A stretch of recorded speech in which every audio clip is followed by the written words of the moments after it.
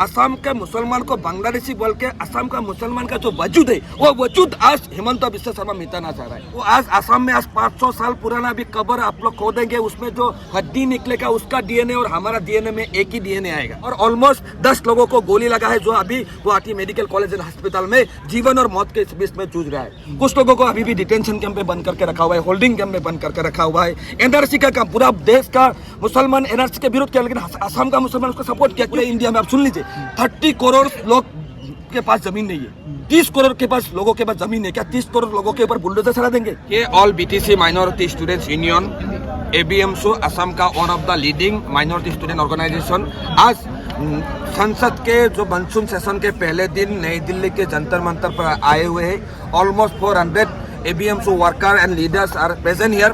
तो हम लोग यहाँ पे आके हम लोग कुछ मांगे लेके आए हैं। तो आज आप सबको पता है असम में बीजेपी सरकार का जो chief minister doctor Himanta Biswa Sharma ji है, वो हिमंता बिस्वा शर्मा जी जो संविधान के नाम पर शपथ लेके आज सीएम बने हैं, वही चीफ मिनिस्टर के नेतृत्व में आज पूरे असम में जो भी लैंडलेस मुसलमान लोग हैं उनके घरों पर आज बुलडोजर चल रहा है।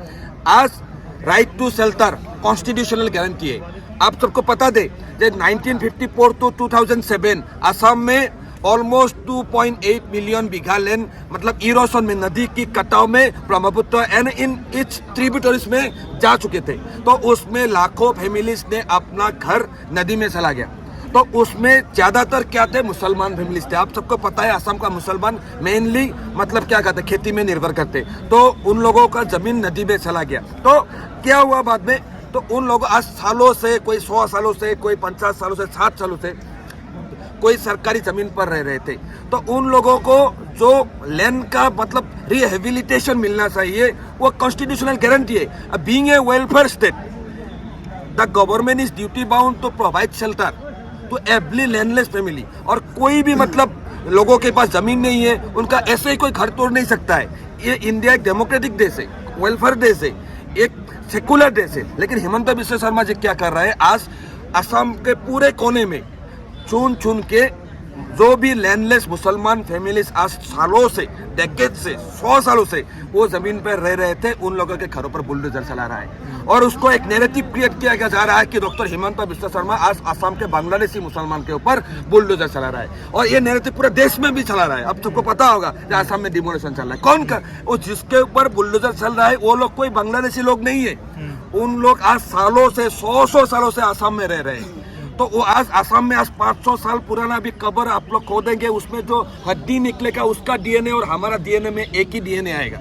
तो आज असम के मुसलमान को बांग्लादेशी बोल के असम का मुसलमान का जो वजूद है वो वजूद आज हिमंता बिस्वा शर्मा मिटाना चाह रहा है। तो उसके अगेंस्ट में आज हम लोग खड़े। आज धुबरी में, ग्वालपारा में, आज नलबारी में, इस डिस्ट्रिक्ट में रिसेंट टाइम में हिमंता बिस्वा शर्मा का असम सरकार ने मतलब जो उसका पावर है, जो पॉलिटिकल पावर का लेके आज असम में ऑलमोस्ट पिछले 1 महीने में ऑलमोस्ट 5-6 हजार मुसलमान फैमिली को बेघर कर दिया गया है। आज छोटा छोटा बच्चा, आज जो भी गरीब लोग आज रास्ते में, हाईवे में प्लास्टिक लगा के सो रहा है। तो असम में मतलब जो भी मतलब असम का मुसलमान का जो कॉन्स्टिट्यूशनल राइट्स है, उस कॉन्स्टिट्यूशनल राइट्स के ऊपर आज हिमंता बिस्वा शर्मा जी बुलडोजर चला रहा है, जेसीबी चला रहा है। तो उसके अगेंस्ट में आज हम लोग खड़े।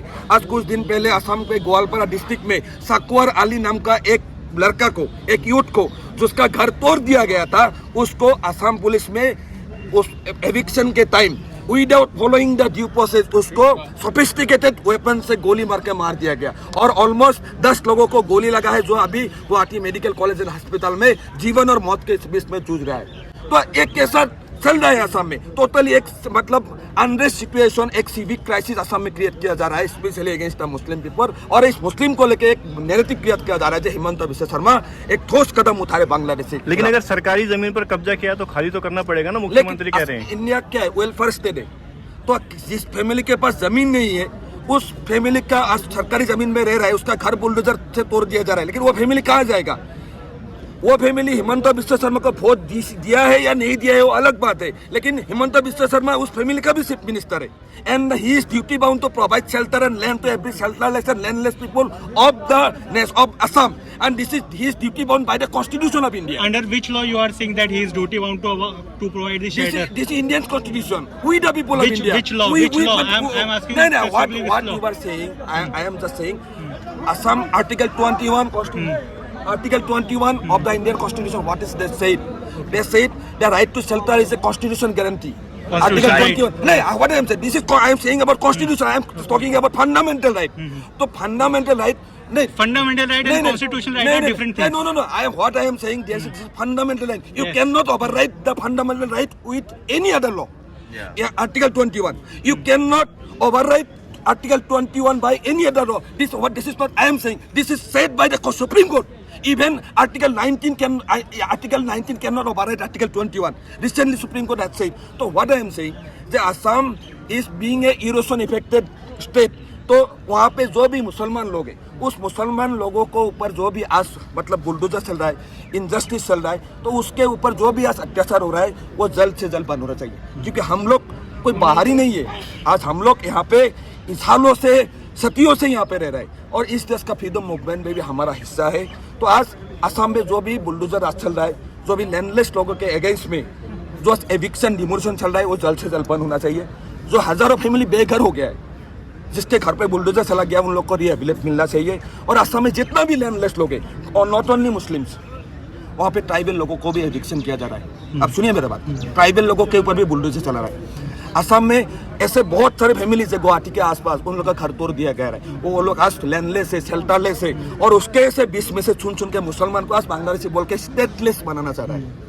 तो आज कुछ दिन पहले असम में मुसलमान के खिलाफ एक ड्राइव चला था, घर से पकड़ के लेके जाके अब उसको no man's land, India and Bangladesh border के बीच में से नो मैंस लैंड में उन लोगों को खड़ा कर दिया गया।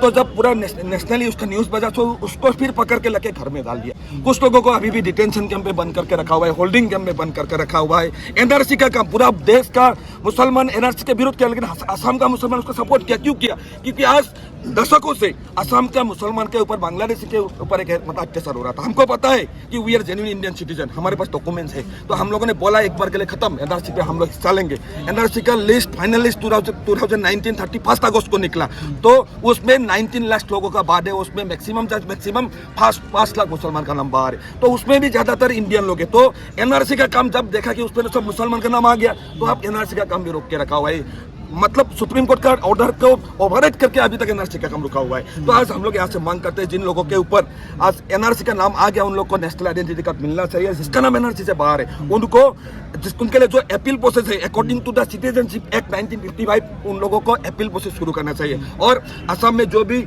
मतलब लैंडलेस लोगों के खिलाफ जो एविक्शन चल रहा है, डिमोलिशन चल रहा है, वो बंद होना चाहिए। असम में एक सर्वे हो, वहाँ पे कोई ट्राइबल हो, कोई आदिवासी हो, जो कोई मुसलमान हो, कोई मेजोरिटी ग्रुप, जो भी लैंडलेस लोग हैं, सब लैंडलेस लोगों को लैंड और लैंड पट्टा मिलना चाहिए। कोई किसी के पास मतलब जमीन है, वो कहीं कब्जा कर रहा है, उसको चुराओ आप, लेकिन जिसका घर नहीं है, जिसका जमीन है, जिसका नदी जमीन ब्रह्मपुत्र में चला गया, उसको आप घर तोड़ देंगे, वो कहाँ जाएगा? नदी में गिर के मर जाएगा क्या? वो नहीं जाएगा ना। लॉ किसके लिए बना हुआ है? लॉ बना हुआ है इस देश के लोगों के कल्याण के लिए। यही लोग को आज यूज करके आज पूरा देश के लोगों के ऊपर आप इंजस्टिस नहीं कर सकते। पूरे इंडिया में आप सुन लीजिए, 30 करोड़ लोग के पास जमीन नहीं है, 30 करोड़ के पास लोगों के पास जमीन है। क्या 30 करोड़ लोगों के ऊपर बुलडोजर चला देंगे?